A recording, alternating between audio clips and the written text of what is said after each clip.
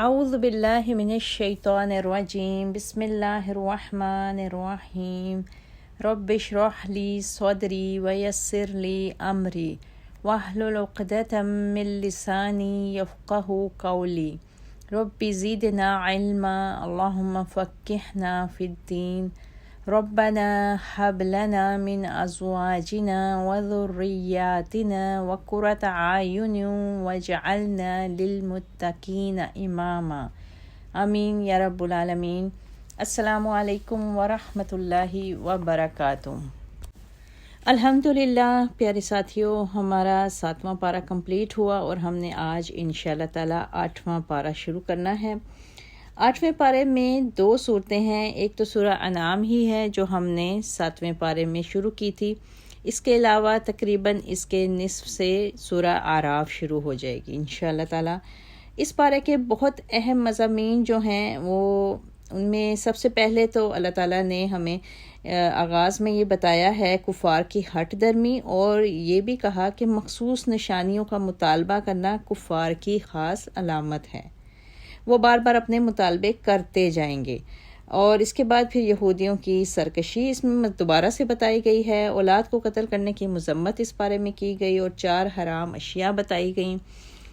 اور اس کے بعد سورہ اعراف میں پھر میزان حق کے متعلق اللہ تعالیٰ نے ہمیں بتایا، اور عذاب مسجد ہوں گے،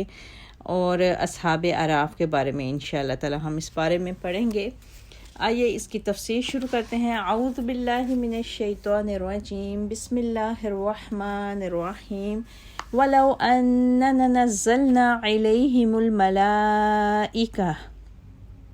اور اگر ہم ان کی طرف فرشتے بھی نازل کر دیتے اور ان سے مردے کلام بھی کرتے اور ہر چیز کو ان کے سامنے لا اکٹھا کرتے تو بھی یہ ایمان لانے والے نہ تھے مگر جس کے متعلق اللہ چاہتا، لیکن ان میں سے اکثر نادانی کی باتیں کرتے ہیں۔ اسی طرح ہم نے شیطان سیرت انسانوں اور جنوں کو ہر نبی کا دشمن بنایا، جو دھوکہ دینے کی غرض سے کچھ خوش آئین باتیں ایک دوسرے کے کانوں میں پھونکتے رہتے ہیں، اور اگر تمہارا رب چاہتا تو وہ ایسا نہ کر سکتے،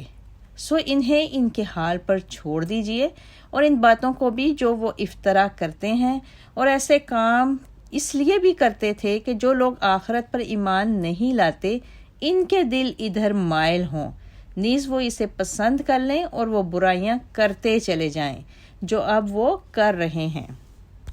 ان آیات میں کفار کے پھر سے دوبارہ کسی معجزے کے مطالبے کا جواب دیا جا رہا ہے، اور اللہ تعالیٰ نے بتایا ہے کہ ان بدبختوں کا یہ حال ہے کہ اگر اللہ تعالیٰ ان پر فرشتے نازل کر دیتے اور وہ ان کے سامنے گواہی بھی دے دیتے کہ یہ پیغمبر واقعی اللہ کا پیغمبر ہے اور یہ کتاب حقیقت میں منزل من اللہ ہے، اور قبروں سے اگر کوئی مردے بھی اٹھ کر آ کر ان کو پیغمبر کی گواہی دیتے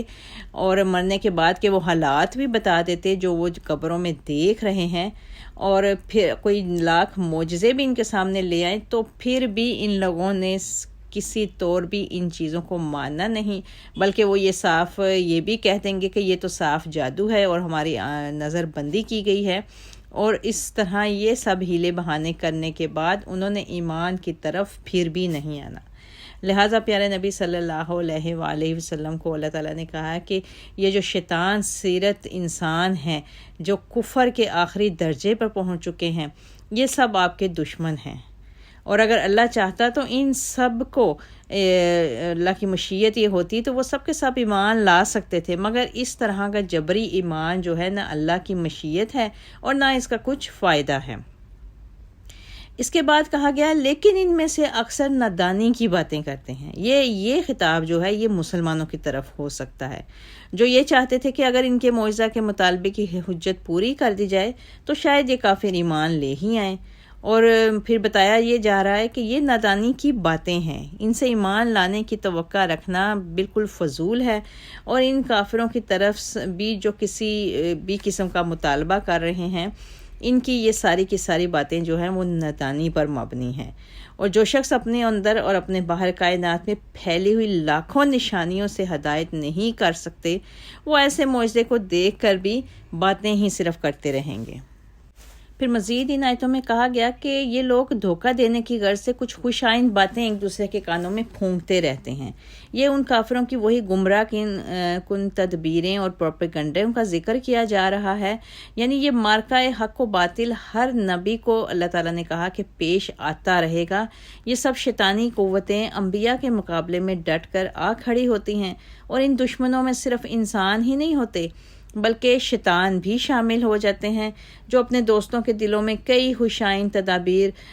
القاء کرتے رہتے ہیں، اور اسلام اور پیغمبر اسلام کے خاتمہ کے لیے یہ تدبیر بھی ان کی کارگر ہو سکتی ہے، اور یہ تدبیر اس سے زیادہ بہتر ہے۔ نیز وہ کچھ ایسی تدبیریں پیش کرتے ہیں جو بظاہر اچھی معلوم ہوتی ہیں، لیکن اصل میں وہ مکر و فریب ہوتا ہے۔ جیسے یہودیوں نے یہ تدبیر کی تھی کہ کچھ یہودی ایمان لے آئیں پھر تھوڑے عرصہ بعد مرتد ہو جائیں، یعنی معاشرہ اس بات سے اس فعل سے یہ اصل لے گا کہ یقیناً دال میں کچھ کالا ہے، ورنہ یہودی تو عالم لوگ ہیں۔ اگر اسلام سچا مذہب ہوتا تو یہ حق سے کیسے انحراف کر سکتے تھے؟ پھر ایسی باتوں کا لوگوں میں پروپیگنڈا بھی خوب کیا جاتا تھا، اور یا پھر جیسے یہ کہ مشرک کہتے تھے کہ کیسی عجیب بات ہے کہ مسلمان اللہ کے مارے ہوئے مردار کو تو حرام سمجھتے ہیں اور اپنے مارے ہوئے ذبح کردہ کو حلال سمجھ لیتے ہیں۔ یہ ایسی باتیں پھر وہ لوگ جان کے کمزور دل ایمان والے مسلمانوں کے سامنے بھی کرتے اور دوسرے مشرکین کے سامنے بھی، تاکہ وہ کہیں حق بات کو سمجھنے نہ لگ جائیں۔ اور پھر آیات کے آخر میں بتایا گیا کہ ایسی مکر و فریب والی جو تدابیر ہیں جو ان کے شیطانوں کی طرف سے ہوتی ہیں، وہ اس لیے بھی کہی جاتی ہیں کہ جن لوگوں کا ایمان لانے کا ارادہ ہو وہ بھی ان کی باتیں سن لیں اور وہ یہ سمجھ لیں کہ ہم پہلے سے جس دین پر قائم ہیں وہی حق اور درست ہے۔ آیت 14 أَفَغَيْرَ اللَّهِ أَبْتَغِي حَكَمًا وَهُوَ الَّذِي أَنزَلَ إِلَيْكُمُ الْكِتَابَ، کیا میں اللہ کے سوا کسی اور منصف کو تلاش کروں، حالانکہ اسی نے پوری تفصیل کے ساتھ تمہاری طرف کتاب نازل کی ہے، اور جن لوگوں کو ہم نے کتاب دی ہے وہ جانتے ہیں کہ یہ کتاب آپ کے رب کی طرف سے حق کے ساتھ نازل ہوئی ہے، لہٰذا آپ شک کرنے والوں میں شامل نہ ہوں، اور آپ کے رب کی بات سچائی اور انصاف کے اعتبار سے کامل ہے، اس کے فرامین کو کوئی تبدیل کرنے والا نہیں، اور سب کچھ سننے اور جاننے والا ہے۔ ان آیات میں یہ رسول اللہ صلی اللہ علیہ وآلہ وسلم کا خطاب بتایا گیا ہے جو انہوں نے مشرکین مکہ سے کیا تھا،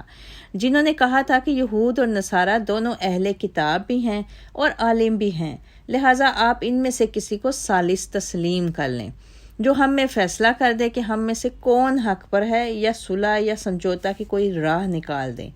ان کی اس تجویز کا جواب پھر یہ دیا گیا کہ میرا حکم صرف اللہ تعالیٰ ہے جس نے ایسی کتاب نازل فرمائی ہے جس میں ہدایت کی وہ ساری باتیں آ گئی ہیں جو تورات اور انجیل دونوں میں ہیں، اور علاوہ ازیں یہ بھی کہ وہ یہ بھی بتاتی ہے کہ ان لوگوں نے ان کتابوں سے کیا سلوک کیا،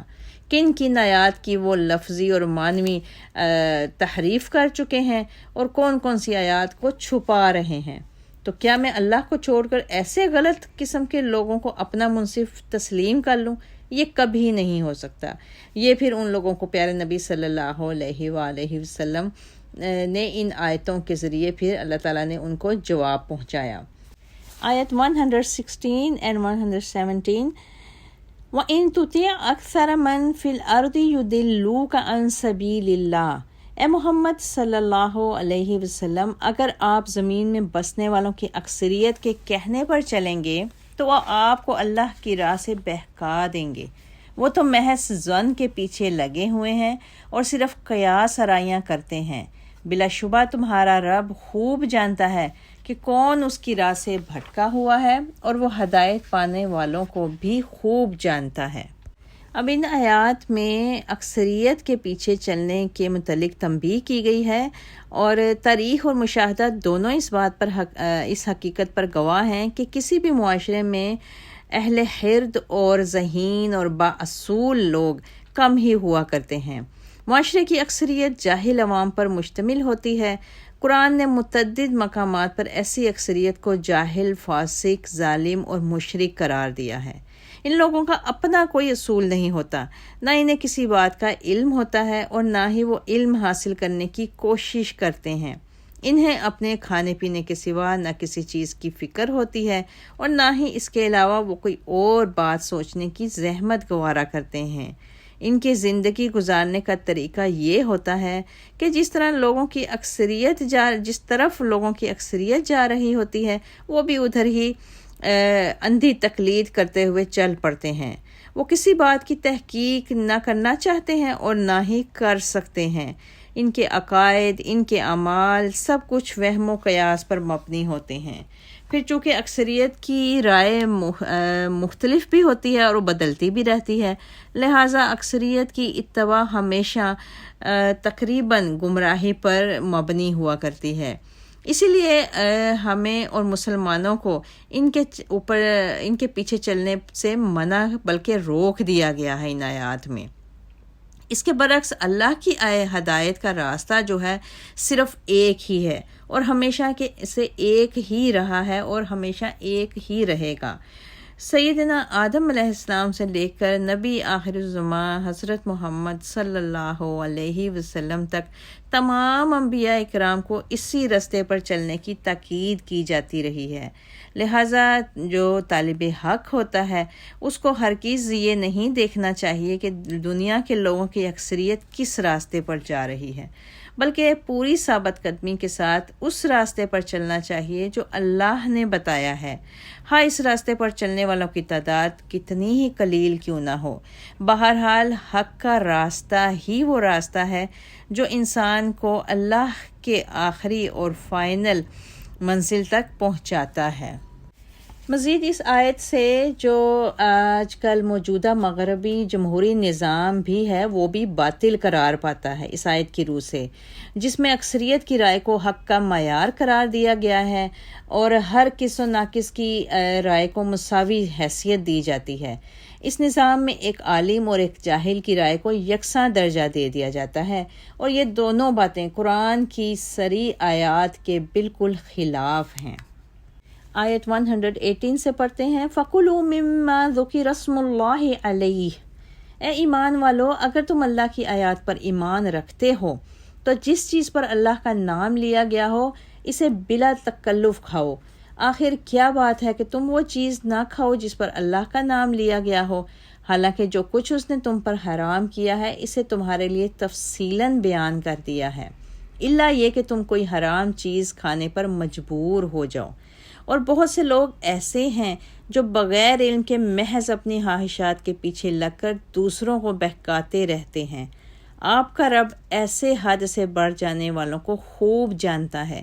تم ظاہر گناہوں کو بھی چھوڑو اور چھپے گناہوں کو بھی۔ جو لوگ گناہ کے کام کرتے ہیں انہیں جلد ہی اس کی سزا مل کے رہے گی، اور جس چیز پر اللہ کا نام نہ لیا گیا ہو اسے مت کھاؤ، کیونکہ یہ گناہ کی بات ہے۔ بلا شبہ شیطان تو اپنے دوستوں کے دلوں میں شکوک و اعتراضات القاء کرتے رہتے ہیں تاکہ وہ تم سے جھگڑتے رہیں، اور اگر تم نے ان کی بات مان لی تو تم بھی مشرک ہی ہو۔ بھلا وہ شخص جو مردہ تھا پھر ہم نے اسے زندہ کیا اور اس کو روشنی عطا کی، جس کی مدد سے وہ لوگوں میں زندگی بسر کر رہا ہے، اس شخص جیسا ہو سکتا ہے جو تاریکیوں میں پڑا ہو اور اس کے نکلنے کی کوئی صورت نہ ہو۔ جو کافر کر رہے ہیں ان کے اعمال اسی طرح خوشنما بنا دیے گئے ہیں۔ اب یہاں پر ان آیات میں حلال جانور کو کھانے کی شرائط بھی بتائی گئی ہیں، کیونکہ اللہ تعالیٰ نے اس میں کہا ہے کہ وہ چیز کھاؤ جس پر اللہ کا نام لیا گیا ہو۔ یعنی کسی حلال جانور کو کھانے کے لیے شریعت نے 2 شرائط عائد کی ہیں، ایک یہ کہ ذبح کیا جائے اور اس کا خون نکال دیا جائے، دوسرے ذبح کرتے وقت اس پر اللہ کا نام لیا جائے۔ علماء یہود نے مشرکین مکہ کو یہ شرارت جو تھی وہ انہوں نے سمجھائی کہ مسلمانوں سے پوچھو کہ جو چیز اللہ نے ماری ہو اسے تو تم حرام قرار دیتے ہو، اور جو چیز تم خود مارو اسے حلال سمجھتے ہو۔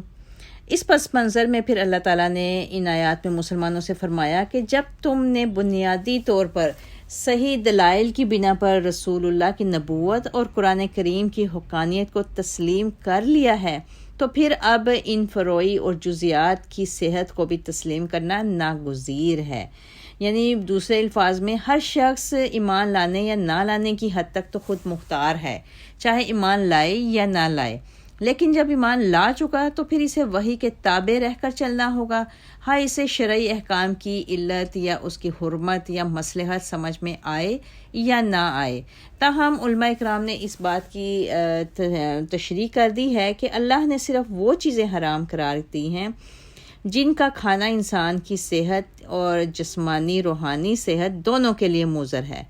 ذبح کرنے کا فائدہ یہ ہے کہ خون جسے اللہ نے حرام کر دیا ہے جانور کے جسم سے نکل جاتا ہے اور جانور پاک ہو جاتا ہے۔ اگر یہ خون جسم میں رہ جائے تو جسمانی صحت کے لیے مضر ہوتا ہے، اور اللہ کا نام لینے کا حکم کھانے میں برکت اور روحانی تربیت کے لیے دیا گیا ہے،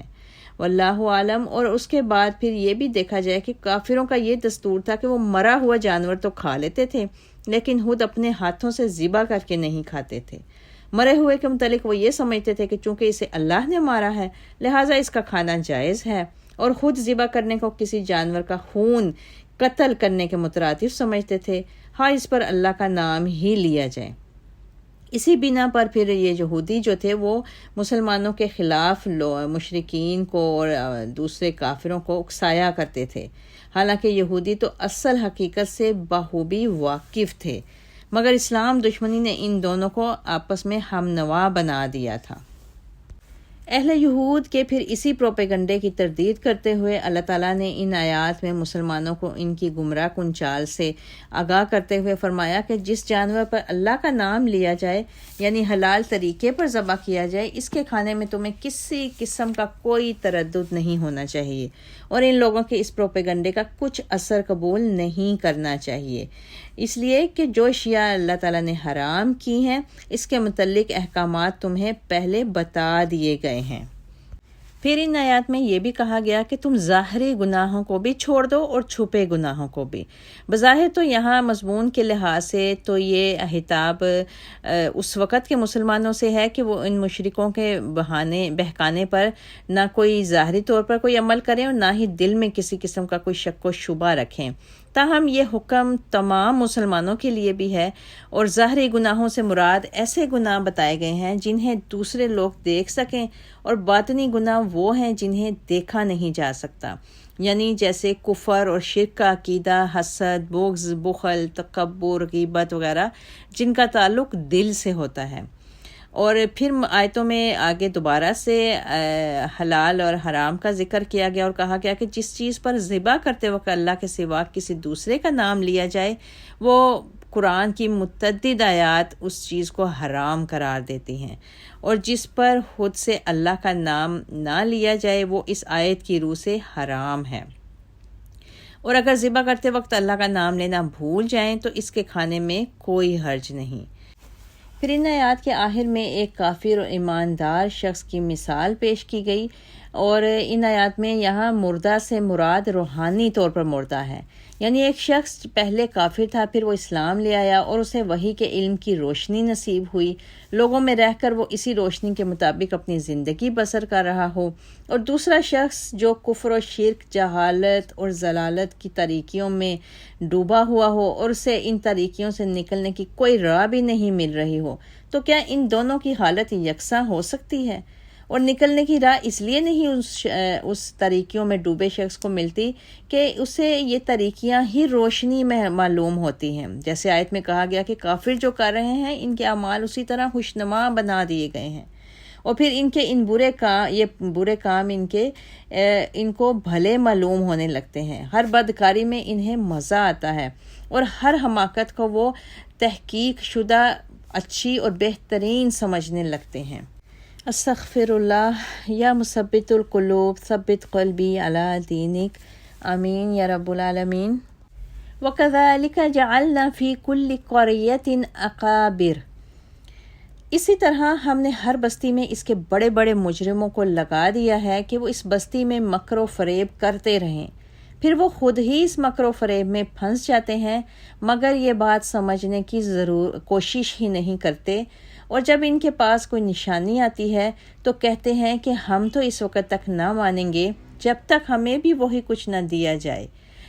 یعنی نبوت جو اللہ کے رسولوں کو دیا گیا ہے۔ اللہ ہی بہتر جانتا ہے کہ اپنی رسالت کا کام کس سے لے۔ جلد ہی ان مجرموں کو اپنی مکاریوں کی پاداش میں اللہ کے ہاں ذلت اور سخت عذاب سے دوچار ہونا پڑے گا۔ اب یہاں پر بڑے بڑے مجرموں کی مکر و فریب کا ذکر کیا گیا ہے کہ ان بستیوں کے جو سردار تھے وہ یہ مکر و فریب اس لیے کرتے تھے کہ ان کے جو یہ دعوت تھی، حق کی جو یہ دعوت تھی، وہ ان کی سرداری پر ایک کاری ضرب پڑتی تھی۔ جیسے فرعون نے حضرت موسیٰ علیہ السلام کے معجزات دے کر کہہ دیا تھا کہ یہ تو سری جادو ہے اور اس کا مقصد حکومت پر قبضہ کرنا ہے۔ تو اللہ تعالیٰ فرماتے ہیں کہ جتنے مکر و فریب یہ چاہیں کر دیکھیں، آخر خود ہی وہ اس جال میں پھنس کے رہ جائیں گے، مگر اس وقت انہیں اس بات کی سمجھ نہیں آئے گی۔ پھر آیات میں ان کی دوبارہ سے مزید ہٹ دھرمی اور ایک اور مطالبے کا اللہ تعالیٰ نے ذکر کیا ہے کہ یہ لوگ اب کہہ رہے تھے کہ رسولوں کی طرح ہم پر بھی کوئی فرشتہ نازل ہو، اور رسولوں کی جو کتاب و حکمت اور نبوت دی گئی ہے، اسی طرح کی چیزیں جب تک ہمیں بھی نہیں میسر ہوں گی، ہم ایمان نہیں لا سکتے۔ حالانکہ وحی کا جو بوجھ ہے وہ ہر انسان اٹھانے کا متحمل نہیں ہو سکتا۔ یہ استعداد اور طاقت اللہ تعالیٰ نے صرف انبیاء علیہ السلام کے قلوب میں پیدائش ہی سے رکھ دی ہے، اور یہ صرف اللہ کا دین اور فضل ہوتی ہے، محنت مشقت یا ریاضتوں سے حاصل نہیں کی جا سکتی۔ اور یہ بات بھی اللہ ہی جانتا ہے کہ انسانوں میں کون نبوت کا بوجھ اٹھانے کے قابل ہے، اور یہ جو لوگ جو کچھ کر رہے ہیں، بتایا گیا کہ یہ تکبر اور سرکشی کی بنا پر ایسا کر رہے ہیں۔ حق کے راستے میں اپنے مکر و فریب سے جو کانٹے یہ بچھا رہے ہیں، اس کی سزا میں پھر اللہ تعالیٰ انہیں ذلت اور رسوائی کے عذاب سے اس دنیا میں بھی دوچار کرے گا اور آخرت میں بھی دوچار کرے گا۔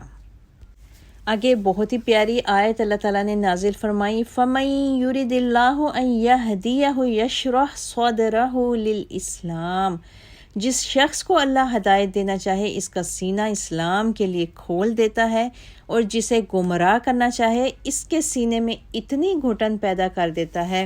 جیسے وہ بڑی دقت سے بلندی کی طرف چڑھ رہا ہو۔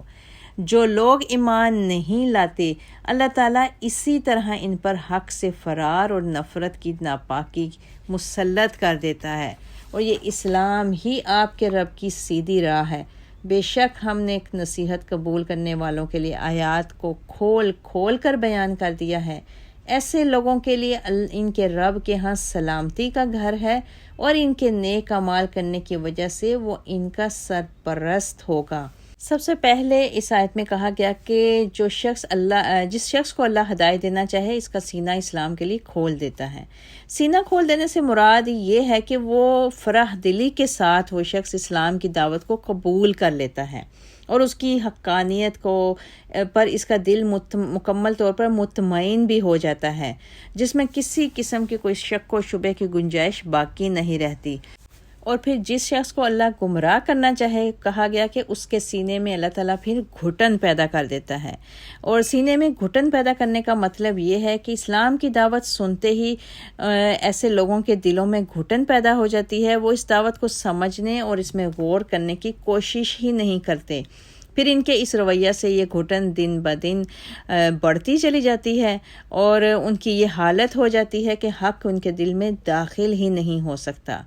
اس وقت اسے پھر اسلام کی کامیابی سے اتنی کوفت ہوتی ہے جیسے وہ بمشکل کسی بلندی یا پہاڑ کی چوٹی پر چڑھ رہا ہو، اور سانس پھولنے کے باوجود وہ بلندی پر چڑھنے کے لیے مجبور ہوتا ہے۔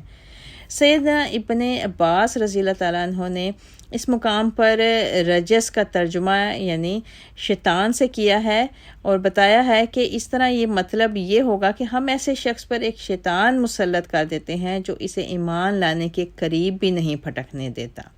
نیز رجس کا معنی ناپاکی بھی ہے اور عذاب بھی ہے۔ ترجمہ میں ناپاکی ہی معنی لکھا بھی گیا ہے، اور اگر عذاب ہو تو اس سے مراد ہے کہ دنیا میں اس پر لعنت کا عذاب مسلط کر دیا جاتا ہے، اور آخرت میں بھی جو عذاب ہوگا وہ سخت ترین ہوگا۔ پھر آگے کہا گیا کہ جو اللہ کے فرما بردار لوگ ہیں وہ اللہ کی آیات کو نصیحت کو قبول کرتے ہیں، تو پھر ایسے فرما بردار لوگوں کے لیے اللہ تعالیٰ نے اپنے پاس بہترین رہائش کا انتظام کیا ہے، جہاں ہر تکلیف سے سلامتی اور حفاظت ہوگی۔ وہ گھر قیامت کی ہولناکیوں سے اور دوزخ کی آگ کی گرمی سے محفوظ ہوگا۔ وہاں ان پر اللہ کی طرف سے بھی سلامتی نازل ہوگی اور فرشتے بھی ان کی سلامتی کی دعا کریں گے، آپس میں بھی وہ ایک دوسرے کو سلامتی کی دعائیں دیں گے۔ انہیں وہاں کسی قسم کے مرض یا تکلیف یا کوئی غم دکھ تکلیف سے دوچار نہیں ہونا پڑے گا، بلکہ انہیں وہاں مسلسل اور لازوال نعمتیں مہیا ہوں گی۔ آخر میں کہا گیا کہ اللہ ہی ان کا سرپرست ہوگا۔ آیت 128 وَيَوْمَ يَحْشُرُهُمْ جَمِيعًا، جس دن اللہ سب لوگوں کو اکٹھا کرے گا تو فرمائے گا، اے جنوں کے گروہ، تم نے بہت سے آدمیوں کو اپنے تابع بنا رکھا تھا، اور انسانوں میں سے جو ایسے جنوں کے دوست ہوں گے وہ کہیں گے، اے ہمارے رب، ہم دونوں نے ہی ایک دوسرے سے خوب فائدہ اٹھایا تاکہ وہ وقت آ پہنچا جو تو نے ہمارے لیے مقرر کیا تھا۔ اللہ تعالیٰ فرمائے گا، اچھا تم سب کا ٹھکانہ دوزخ ہے جس میں تم ہمیشہ رہو گے، مگر جتنی مدت اللہ بچانا چاہے گا بچا لے گا۔ بلا شبہ آپ کا رب بہت دانا اور سب کچھ جاننے والا ہے۔ اس طرح ہم ظالموں کو ایک دوسرے کا ساتھی بنا دیں گے، کیونکہ وہ مل کر ہی ایسے کام کیا کرتے تھے۔ اب یہاں پر جنوں کا ذکر کیا گیا کہ جنوں کا انسانوں کو اپنے سر پر چڑھانے سے بتایا گیا کہ جن جو ہیں، کئی بعض شیطان جن جو ہیں وہ انسانوں کو سر پر چڑھا لیتے ہیں۔ سورہ جن میں اللہ تعالیٰ نے اسی مضمون سے ملتا جلتا مضمون بیان کیا ہے کہ آدمیوں میں سے کچھ لوگ ایسے تھے جو جنوں سے پناہ مانگا کرتے تھے۔ انسانوں کے اس فعل نے جنوں کی سرکشی کو اور بڑھا دیا،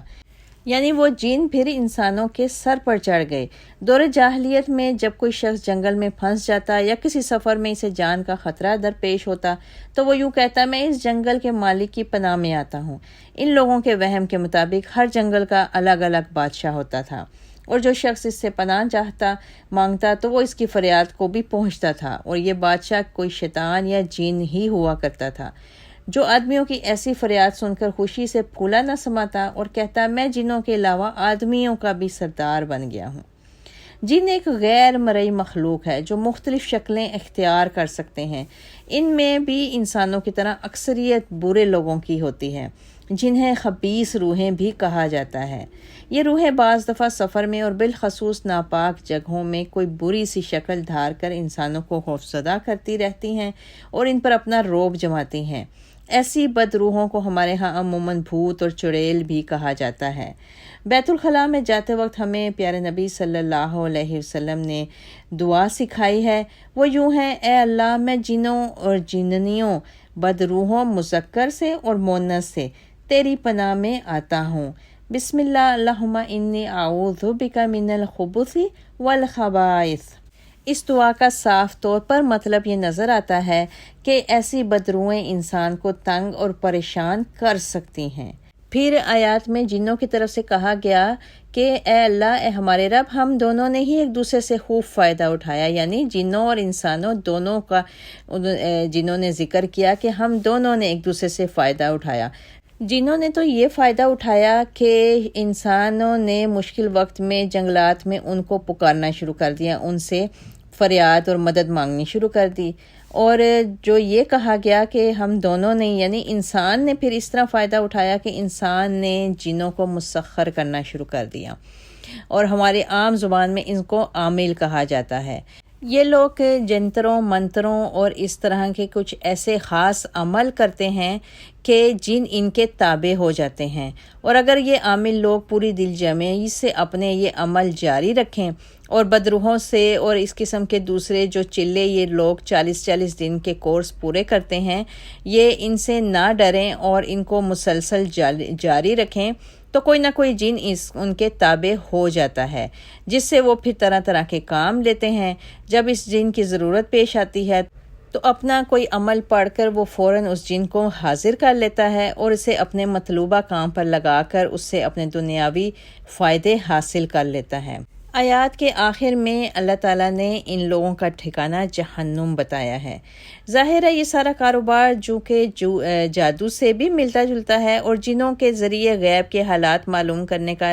کام بھی اس میں شامل ہے، لہٰذا قرآن کی نظروں میں یہ بھی کفر ہے۔ اسی لیے اللہ تعالیٰ نے ایسے جنوں اور انسانوں کی سزا دوزخ مقرر کی ہے۔ اللہم اجرنا من النار وآخر دعانا ان الحمد للہ رب العالمین سبحان ربک رب العزت عما یصفون وسلام علی المرسلین والحمد للہ رب العالمین وما علینا الا البلاغ۔ اللہم بلغنا رمضان، آمین۔